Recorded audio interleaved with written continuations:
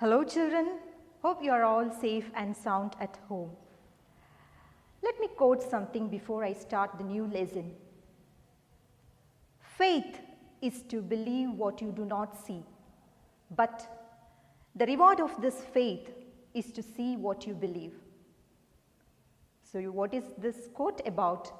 It is about faith. Yes, that is what we are going to learn in this new lesson, a letter to God, which is written by G.L. Fuentes. Gregorio Lopez Fuentes was a Mexican novelist, poet, and journalist. He was one of the leading chroniclers of the Mexican Revolution. Let us go to the story first. The story is set in a small house which is situated in the crest of a low hill. From that hill, you can see the river which flows down, and also you can see the cornfield which is ripe enough. Only the land needed a downpour or at least a shower. Do you know who lived in that house? Lencho and his family. Lencho was a hard-working farmer. He was expecting rain which would give him a good harvest. That particular day, the sky was overcast with clouds. He was expecting a rain and he told it to his wife also. And that day the rain did come. And he said, the smaller drops appear like 5-cent coins and the larger drops that appear like 10-cent coins. Do you know what that means? That means the rain would give him a good fortune. And after that, suddenly the weather changed. And there came a storm, a hailstorm. Now Lencho understood that some trouble was about to come. And after some time, the trouble did come. The whole cornfield was totally destroyed by the hailstorm.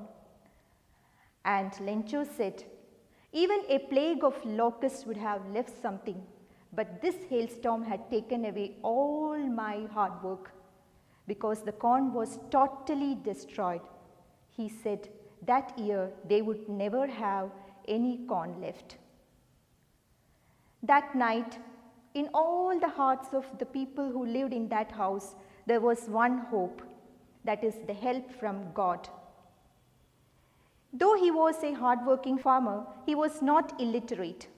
He knew how to write. He had heard people say that God will never ever discard any help to anyone. He wrote a letter to God.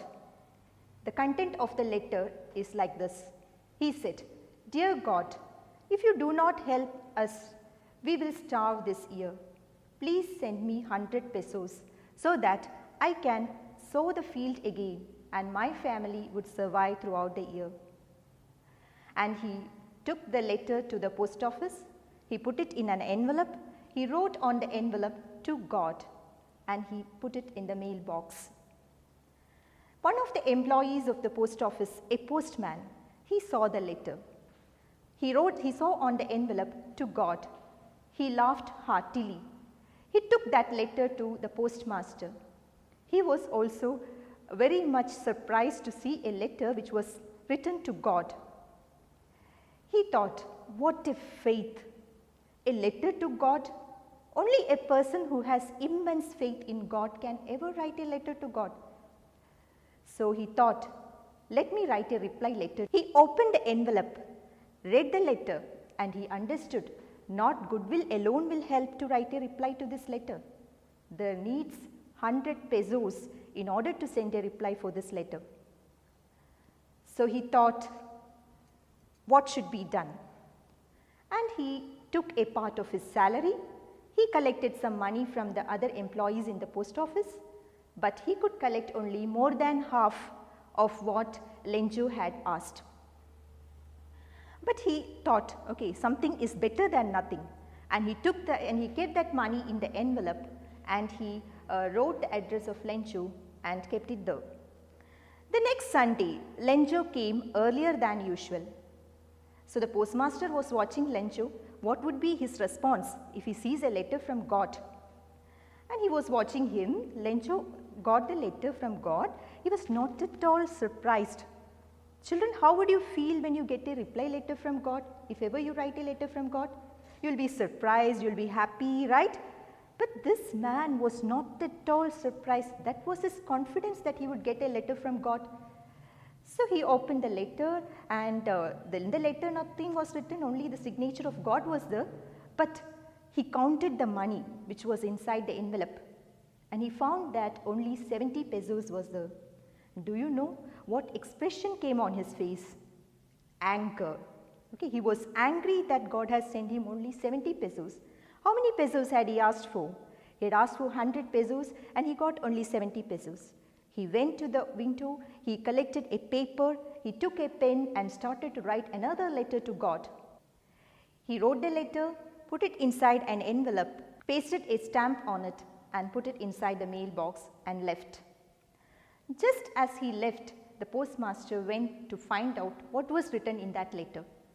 He went and took the letter and read it. Do you know what was written in that letter? Dear God, you have sent me only 70 pesos. I had asked you for 100 pesos. Send the remaining money as soon as possible. And please do not send the money through the mail, because the people in the post office are a bunch of crooks. See, what irony, right? Because what did the postmaster expect? He must have written at least a letter of thankfulness. But it was a letter which said that the people in the post office are a bunch of crooks who actually helped him to get that money. So that is what the story is. Hope you understood the story, children. And when you are asked a character sketch of Lencho, what would you write? Lencho was a hard-working farmer. Though he was a farmer, he knew how to write.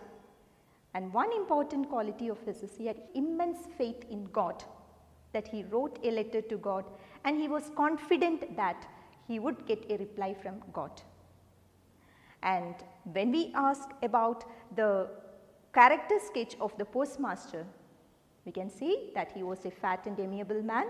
He was empathetic towards Lencho. He did not want to break the confidence of Lencho. He understood others' feelings. So that is why he was ready to collect the money from other people and give it to Lencho. Hope you understood this story, children. Till we meet again, thank you.